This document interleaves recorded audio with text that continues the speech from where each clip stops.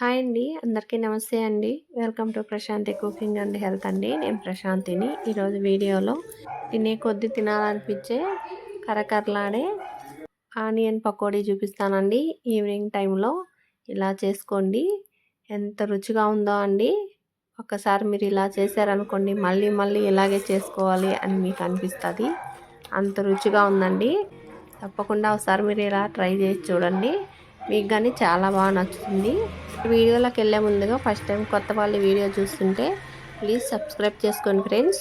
Video నచ్చితే like చేయండి. మరి వీడియోలోకి వెళ్ళిపోతాము. చూడండి, 4 పెద్ద ఉల్లిగడ్డలండి ఇలా పొడవుగా కట్ చేసుకున్నాను. మరి సన్నగా కాకుండా, సన్నగా అయితే త్వరగా మాడిపోతాయి ఆయిల్లో. కొంచెం కొంచెం మందంగా, కొంచెం ఈ సైజులో ఇలా కట్ చేసుకోండి. ఇలా కట్ చేసుకొని ఒక గిన్నెలోకి వేసేసుకోండి. నాకు ఆ గిన్నె సరిపోలేదని కొంచెం పెద్ద గిన్నె తీసుకున్నానండి. ఈ గిన్నెలో అన్నీ వేసేసుకొని ఒక 4 పచ్చిమిరపకాయలు ఇలా పొడవుగా సన్నగా ముక్కలు కట్ చేసేసుకోండి. అలాగే ఒక 2 రెమ్మల కరివేపాకు కానీ శుభ్రంగా కడిగేసేసుకోండి. అలాగే కొంచెం కొత్తిమీర కానీ నీట్గా ఇలా కడిగేసుకొని చిన్నగా కట్ చేసి వేసాను. ఇప్పుడు ఒక 4 టేబుల్ స్పూన్లు అండి శనగపిండి. మరీ ఎక్కువ వేసుకోకూడదు శనగపిండి. ఈ స్పూన్తో 4 స్పూన్లు వేసానండి. అదే స్పూన్తో 2 స్పూన్లు బియ్యం పిండి వేస్తున్నాను. ఒకేసారి ఎక్కువ వేసుకోకుండా, సరిపోతే మళ్ళీ చూసుకొని వేసుకోవచ్చండి. ఇప్పుడు 4 స్పూన్లు శనగపిండి, 2 స్పూన్లు బియ్యం పిండి వేసాను. ఇప్పుడు రుచికి తగినంత సాల్ట్ వేసుకోవాలి. నేను పింక్ సాల్ట్ వేసాను, మీరు మామూలు సాల్ట్ అయినా వేసుకోండి. ఒక 1/2 స్పూన్ పసుపు వేసానండి. ఇప్పుడు 1 స్పూన్ నిండా కారము, 1 స్పూన్ ధనియాల పొడి అండి, సగం స్పూన్ జీలకర్ర పొడి అండి. ధనియాలు కానీ జీలకర్ర కానీ కొంచెం దోరగా వేపుకొని పొడి చేసి వేసాను. ఇప్పుడు చెయ్యి శుభ్రంగా కడిగేసుకొని ఇవన్నీ బాగా కలిసే విధంగా బాగా కలిపేసుకోండి. ఈ ఉల్లిపాయలు బాగా పొడి పొడిగా వచ్చే విధంగా ఇలా 1 నిమిషం పాటు బాగా ఒత్తుకుంటూ కలుపుకోండి. ఇలా కలుపుకొని ఇప్పుడు 2 టేబుల్ స్పూన్లు అండి నీళ్ళు తీసుకొని వేసుకోండి. ఎక్కువ అసలు నీళ్ళు ఏమి ఎక్కువ పడవండి. నీళ్ళు ఎక్కువ పోసామనుకోండి ఆయిల్ లాగేస్తుంది. అందుకని చూసుకొని కొంచెం చాలండి.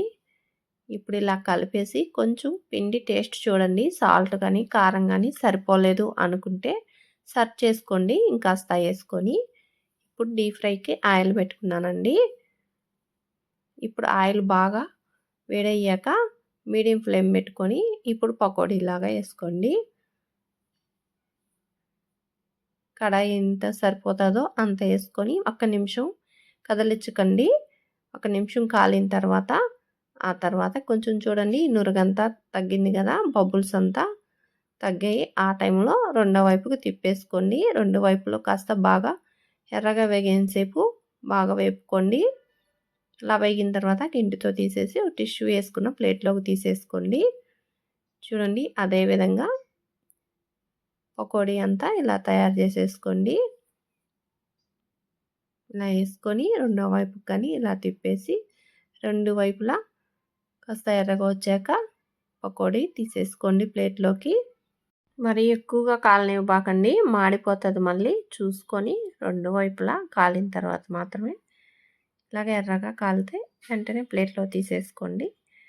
ఇలా పకోడీ అంతా అయిపోయాక కొంచెం కరివేపాకు వేసుకొని ఆయిల్లో కొంచెం ఫ్రై చేసేసుకోండి కరివేపాకును కానీ. ఆనియన్ పకోడీ రెడీ అయిపోయిందండి. కరకరలాడుతూ కొద్ది తినాపిస్తుందండి. భలే రుచిగా ఉందండి. మీరు కానీ తప్పకుండా ట్రై చేయండి. నేను చేస్తూ ఉంటే మా ఇంట్లో వాళ్ళు తీసుకుపోయి తింటూ ఉన్నారు. చాలా రుచిగా ఉందండి. ఒక్కసారి మీరు ఇలా చేసి చూడండి, మిమ్మల్ని మెచ్చుకోకుండా ఉండరు మీ వాళ్ళు. అంత రుచిగా ఉంది. ట్రై చేసి మీకు ఎలాగొచ్చిందో కామెంట్ బాక్స్లో తెలియజేయండి. ఇటువంటి వీడియోస్ మరిన్ని చూడాలి అంటే ప్లీజ్ మా ఛానల్ని సబ్స్క్రైబ్ చేసుకోండి ఫ్రెండ్స్. వీడియో నచ్చితే లైక్ చేయండి. థ్యాంక్ యూ ఫర్ వాచింగ్ అండి.